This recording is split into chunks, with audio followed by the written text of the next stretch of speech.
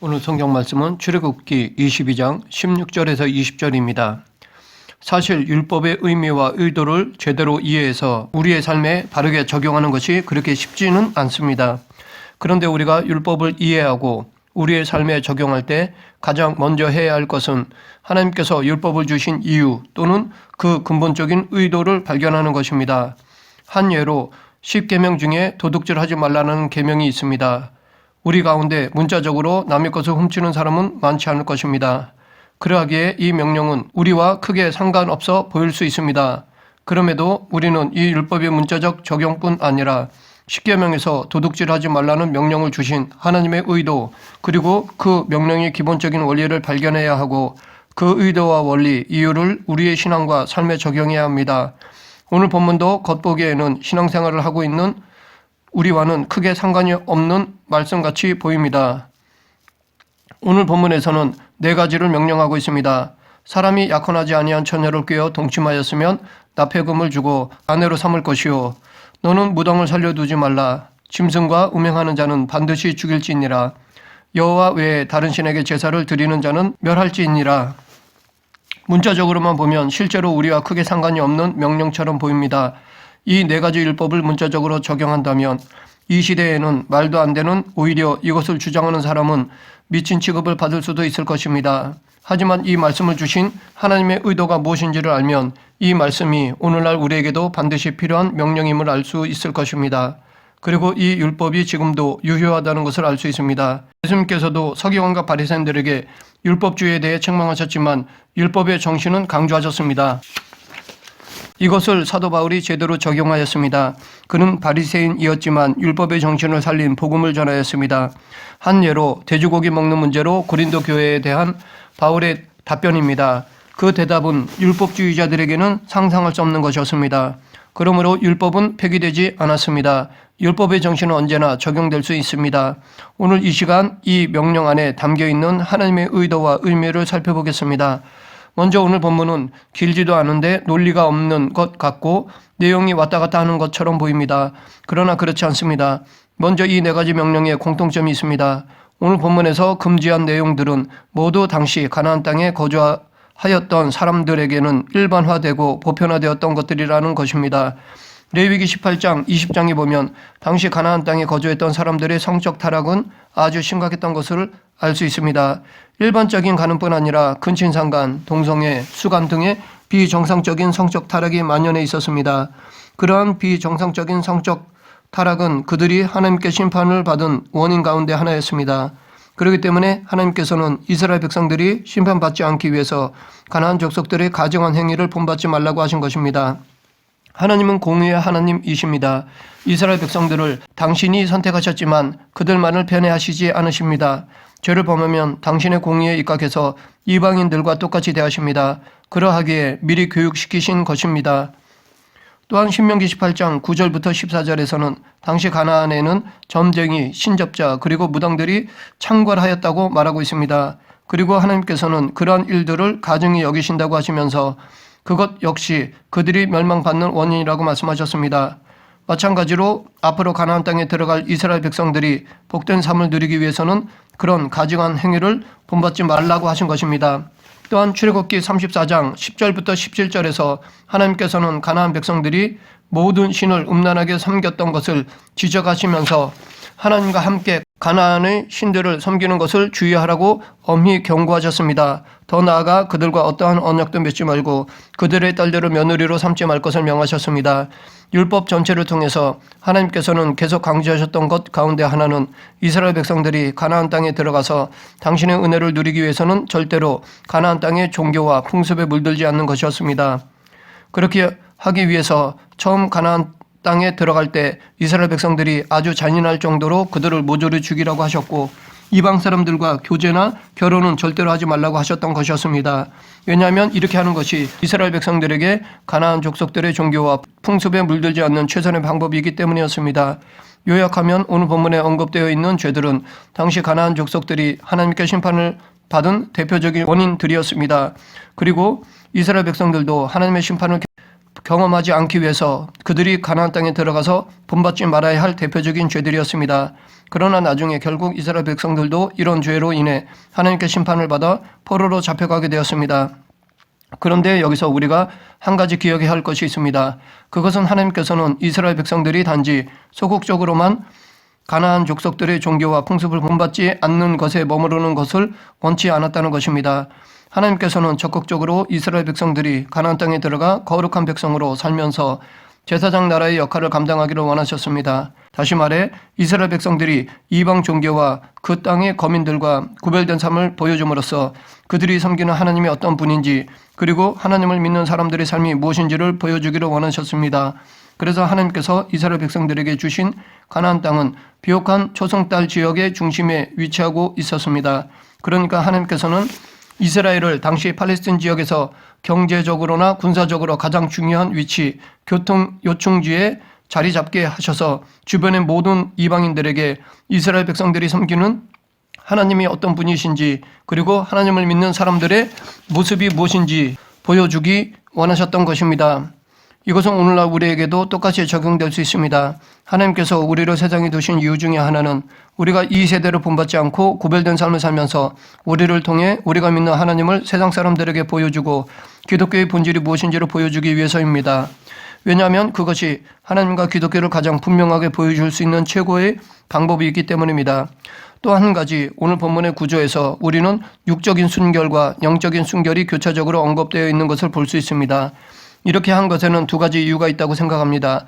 첫 번째 이유는 육적인 순결의 원리와 영적인 순결의 원리가 일맥상통하기 때문입니다. 성경에는 부부의 원리로 하나님과 성도와의 관계를 설명할 때가 있습니다.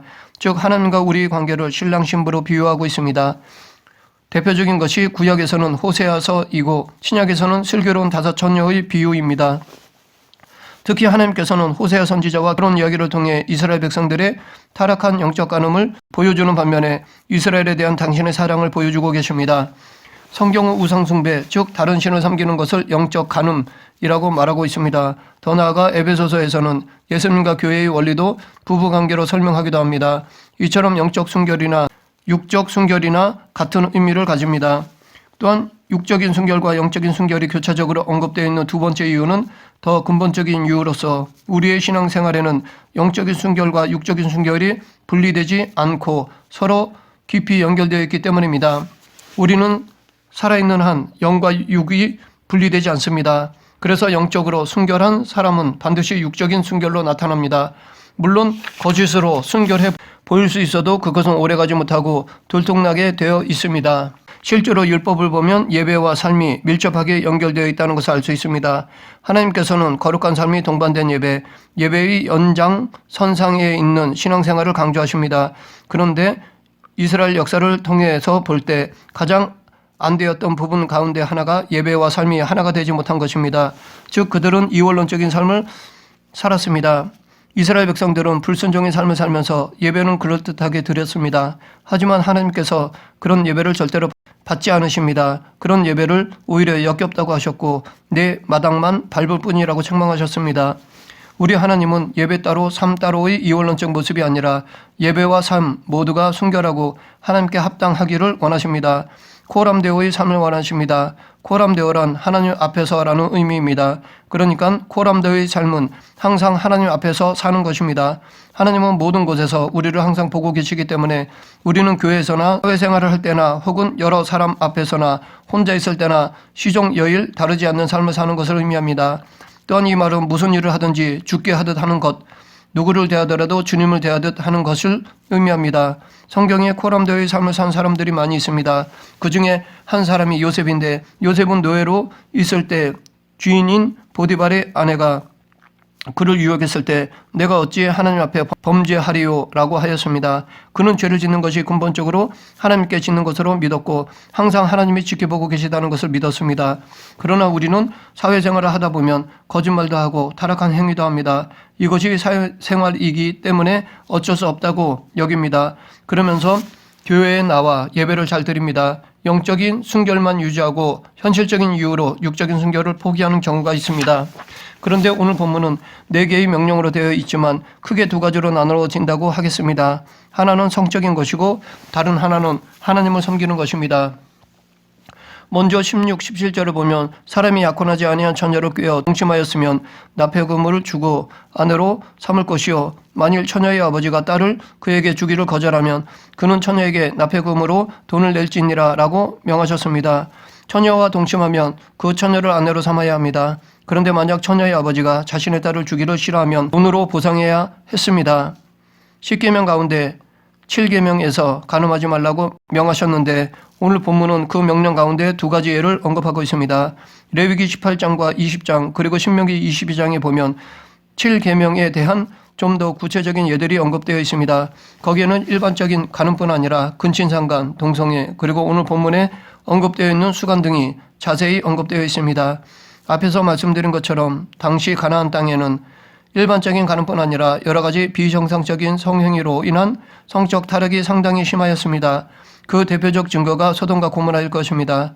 그래서 하나님께서는 모세를 통해 율법을 주셔서 가나안 땅에 들어가서 이스라엘 백성들이 그들과 같이 멸망되지 않도록 그들을 본받지 말고 성적인 순결을 유지하라고 명하신 것입니다. 그런데 이 성적인 타락은 당시만 문제가 되는 것이 아닙니다. 오늘날 우리 사회에서도 심각한 문제 가운데 하나가 바로 성적인 타락입니다. 오늘날 젊은이들은 성적으로 너무나 많이 개방되어 있고 그 위험성에 크게 노출되어 있습니다. 최근에는 동성애 차별금지법이 거론되고 있습니다. 더욱이 지금은 간통죄도 폐지된 상황인데 이런 말을 한다는 것은 우스운 것입니다. 이 시대에 성적인 죄를 말하는 것은 유치한 것이 되어버렸습니다. 하지만 성경은 성적인 범죄에 대해 강력하게 경고하고 있습니다. 예수님께서도 여인을 보고 계속적으로 음욕을 품는 것도 간음이라고 하셨습니다. 이것은 우리가 성적인 순결을 위해 얼마나 민감해야 하는지를 말씀하시는 것입니다. 고린도전서 6장 15절부터 20절에 보면 음행은 성령께서 거하시는 성전인 몸을 가장 더럽히는 것이라고 말하고 있습니다. 그런데 우리 주변에서 보통 사람들뿐 아니라 지성인과 지도자급에 속한 사람들도 성적인 것 때문에 넘어지는 사례들을 자주 봅니다. 이렇게 성적인 유혹은 모든 사람에게 예외 없이 찾아오는 사탄의 공격 무기입니다. 동서고금, 지위고하, 남녀노소를 막론하고 누구도 자유할 수 없는 유혹입니다. 사실 어느 누구도 성적인 문제 앞에서 자유할 수 없습니다. 위대한 믿음의 사람 다윗도 성적인 것으로 넘어졌던 것을 성경은 말하고 있습니다. 또한 19절에 보면 짐승과 음행하는 자는 반드시 죽일지니라 라고 명하셨습니다. 지금은 강아지를 업고 안고 유모차에 태우고 다니면서 자신을 엄마라고 합니다. 이것이 더 지나면 수간이 자연스러운 상황이 될 것입니다. 아니 이미 그런 사람들이 많이 있을 것입니다. 그런데 오늘날뿐 아니라 옛날에도 사람이 아니라 짐승을 상대로 성적 관계를 맺는 사람들이 사회 속에 종종 있었습니다. 하나님께서는 이런 사람들을 결코 용서하지 말고 반드시 죽이라고 명하십니다. 이렇게 하나님께서 짐승과 음행하는 자들에 대해 엄중한 형벌로 다스리도록 하신 것은 수간은 하나님의 형상대로 지음받은 거룩한 존재인 인간을 짐승과 같은 존재로 전락시키는 심각한 죄이기 때문입니다. 원래 인간에게 있어서 성은 하나님께서 내려주신 특별한 복이었습니다. 왜냐하면 사람은 성관계를 통해 부부 사이에 서로의 사랑을 확인하고 더 나아가 종족을 번식시킴으로 땅을 정복하고 하나님의 대리인으로 만물을 다스리는 존귀한 사역을 감당할 수 있기 때문입니다. 그런데 그런 사람이 짐승과 성적 관계를 맺는다는 것은 자신이 거룩한 하나님의 형상대로 지음받은 존귀한 존재임을 부인하는 것이며 스스로를 짐승과 같은 존재로 만드는 것입니다. 그런데 우리는 이 명령에서 단지 짐승과 행음을 해서는 안 된다는 것만이 아니라 더 나아가 이것보다 더 중요한 교훈이 내재되어 있다는 것을 알아야 할 것입니다. 그것은 사람은 하나님의 형상대로 지음받은 존귀한 존재로서 그에 걸맞는 삶을 살아야 한다는 것입니다. 즉 우리는 어떠한 행동을 할 때 먼저 그 일이 하나님의 형상대로 지음받은 존귀한 존재로서 행하기에 부끄럽지 않은 행동인가를 생각해야 한다는 것입니다. 만일 그렇지 않다면 아무리 그것이 나에게 유익하고 기쁨을 준다 해도 결코 그런 행동을 해서는 안 됩니다. 우리에게 중요한 것은 어떠한 이익이나 기쁨을 얻는 것이 아니라 존귀한 하나님의 형상대로 지음받은 존재로서 부끄럽지 않게 자신을 지켜나가는 것입니다. 우리는 부끄러운 삶으로 인해 스스로를 짐승과 같은 존재로 만들지 말고 순결한 삶을 통해 세상에서 가치 있는 존재로 살아가야 할 것입니다. 지금까지 성적인 문제를 살펴보았습니다. 다음으로 하나님을 섬기는 것에 대해 알아보겠습니다. 그것은 18절 너는 무당을 살려두지 말라와 20절 여호와 외에 다른 신에게 제사를 드리는 자는 멸할지니라입니다. 무당을 살려두지 말라는 것과 여호와 외에 다른 신을 섬기지 말라는 것은 관점은 약간 다를지 모르지만 의미적으로는 같은 차원의 말씀이라 할 수 있습니다. 무당과 우상숭배는 가나안뿐 아니라 다른 지역에서도 마찬가지였습니다. 우리나라도 여기에 포함되고 있습니다. 주술을 하는 사람, 접신하는 사람, 무당구슬을 하는 사람들은 동서고금을 막론하고 많이 있습니다. 이들은 악한 영에 사로잡혀 주술을 통해 초인적인 능력을 발휘하기도 합니다. 그들의 놀라운 능력과 기이한 현상을 본 사람들은 그것으로 인해 쉽게 미혹되고 그들을 의지하며 섬깁니다. 그래서 예수님께서도 거짓 그리스도들과 거짓 선지자들이 일어나 큰 표적과 기사를 보여 할 수만 있으면 택하신 자들도 미혹하리라 라고 경고하셨습니다. 뿐만 아니라 당시 가나안 족속들은 많은 신들을 섬겼습니다. 그런데 그런 신들은 대부분 농사와 관련된 신들이었습니다. 풍요를 가져다 준다고 믿었던 신들이었습니다. 앞으로 가나안 땅에 정착할 이스라엘 백성들도 하나님과 함께 그러한 무당과 이방 신들을 섬길 가능성이 많았습니다.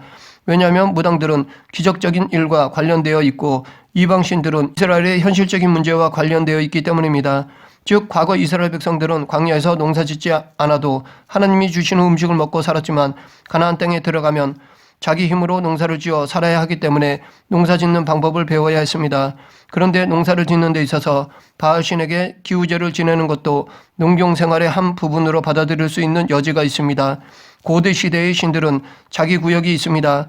광야나 산, 바다 등 각각 자기 구역이 있습니다. 그래서 한 나라의 신들이 많은 것이었습니다. 이스라엘 백성들 중에서도 하나님을 단지 광야의 하나님 정도로 생각하고 농사에 맞는 신을 섬겨야 하는 것으로 여기기도 하였습니다. 우리 인간은 기적적인 일을 보거나 현실적인 문제를 해결해 준다면 거기에 마음을 빼앗길 가능성이 많습니다. 그러나 40년간 하나님의 만나와 메추라기를 먹이셨는데 광야에서 태어난 사람들은 이것이 하나님의 기적이라기보다는 자연적인 현상으로 여길 수도 있었을 것입니다. 왜냐하면 매일매일 일어나는 기적은 기적으로 보이지 않기 때문입니다. 특히 가나안에 정착한 이스라엘 백성들의 주업이 농업이었기 때문에 이스라엘은 현실적인 문제인 풍요에 관심을 갖지 않을 수 없고 눈앞에 당장 보이는 기적들에 현혹될 가능성이 있었습니다. 그래서 하나님께서는 율법을 통해 미리 이것을 경고하셨던 것입니다. 그런데 이러한 현상은 지금도 마찬가지입니다. 지금도 우리 주변에 무당이 많이 있습니다. 그런데 이보다 더한 자들이 있습니다. 그것은 이단들입니다. 무당은 자기들이 귀신을 섬기는 것을 인정하는 반면에 이단은 하나님을 섬긴다고 말하고 있기 때문입니다. 이단들은 지금도 거짓 이적으로 성도들을 유혹하고 있습니다. 그러므로 우리가 하나님께서 기뻐하시는 성숙한 신앙생활을 하기 위해서 신앙의 본질을 바로 아는 것이 중요합니다. 우리의 신앙의 본질은 여러 가지 차원에서 접근할 수가 있겠지만 십자가에 못 박히신 예수님을 인격적으로 만나는 것이고 그 예수님과 계속 인격적으로 교제를 하면서 하늘의 소망을 바라보며 사는 것입니다. 그러하기에 혹 예수님을 믿어도 이 세상에서 문제에 부딪힐 수 있고 고난이나 고통을 겪을 수 있습니다. 그럼에도 불구하고 성숙한 신앙인은 하나님이 나에게 무엇을 해주셔서가 아니라 하나님을 인격적으로 알고 교제하며 하나님을 믿고 섬기는 그 자체를 가장 기쁘게 생각합니다. 그 대표적인 사례가 하박국 선지자인데 그는 비록 무화과 나무가 무성하지 못하며 포도나무에 열매가 없으며 갈람나무에 소출이 없으며 밭에 먹을 것이 없으며 우리의 양이 없으며 외양간에 소가 없을지라도 나는 여호와로 말미암아 즐거워하며 나의 구원의 하나님으로 말미암아 기뻐하리로다 라고 고백하였습니다. 우리도 이런 믿음으로 살아야 할 것입니다. 18절, 20절 말씀을 종합하면 결국 하나님을 전적으로 사랑하라는 것입니다. 출애굽기와 신명기를 보면 하나님께서 십계명의 제1, 2계명에서 당신을 질투하시는 하나님이라고 말씀하셨습니다. 여기서 말하는 질투는 건강한 의미로 사랑의 또 다른 표현입니다. 성경에서 하나님께서는 당신의 자녀를 질투하시기까지 사랑하는 것처럼 우리에게도 오직 당신만 사랑하라고 요구하십니다. 율법과 복음에서 가장 큰 계명으로서 우리에게 가장 강하게 요구하는 것이 하나님 사랑입니다. 구약 신명기 6장 5절에서 마음을 다하고 뜻을 다하고 힘을 다하여 주 너희 하나님을 사랑하라 라고 하셨습니다. 신약에서도 하나님 사랑하기를 강조하고 있습니다. 마태복음 10장 37, 38절에서 아비나 어미를 나보다 더 사랑하는 자는 내게 합당치 아니하고 아들이나 딸을 나보다 더 사랑하는 자도 내게 합당치 아니하다라고 말씀하셨습니다. 또한 마태복음 6장 24절에서는 한 사람이 두 주인을 섬기지 못할 것이니 주님과 재물을 겸하여 섬길 수 없다라고 하셨습니다. 즉 전적으로 하나님만을 섬길 것을 명하십니다. 그런데 이 하나님 사랑은 이웃 사랑으로 표현됩니다. 즉 하나님 뜻을 이루는 것은 이 세상이므로 이웃과 관계되어 있습니다. 그러므로 우리는 하나님 사랑과 이웃 사랑을 뗄 수 없는 것이며 이 둘이 가장 큰 계명임을 잊지 말고 살아야 할 것입니다. 말씀을 맺겠습니다. 오늘 본문에서 명령하신 것은 당시 가나안 지역에서 행해지고 있는 악한 일들과 관련된 것입니다. 그러한 악한 일들은 그들의 멸망의 원인이 되었습니다. 하나님께서는 이스라엘도 동일한 심판을 받지 않도록 하기 위해 율법을 통해 경고하셨습니다. 율법을 통해 그들에게 육적인 순결과 영적인 순결을 요구하셨습니다. 오늘 본문에서는 이 두 부분이 교환적으로 연결되어 있습니다. 왜냐하면 그것은 우리의 신앙생활에서 영적인 순결과 육적인 순결이 분리되지 않고 서로 연결되어 있기 때문입니다. 그러므로 우리는 삶과 신앙이 일치된 신앙생활을 해야 합니다. 우리는 단지 육적으로 성적인 죄를 범하지 않는 수준을 넘어서 영적으로 하나님을 전적으로 사랑하는 성도가 되어야 할 것입니다. 우리 모두 영육 간의 순결함으로 거룩한 삶을 살아가는 하나님의 백성이 되길 간절히 축원합니다. 기도하겠습니다. 사랑과 은혜가 풍성하신 하나님 아버지, 세상에 대해서뿐 아니라 하나님 앞에서도 부끄럼 없는 삶을 살아가는 성도가 되게 하여 주시옵소서. 거룩함을 유지하며 성결한 삶으로 사람들에게 본을 보이며 하나님께도 칭찬을 받는 그리스도인이 되게 하여 주시옵소서. 예수님 이름으로 기도드립니다. 아멘.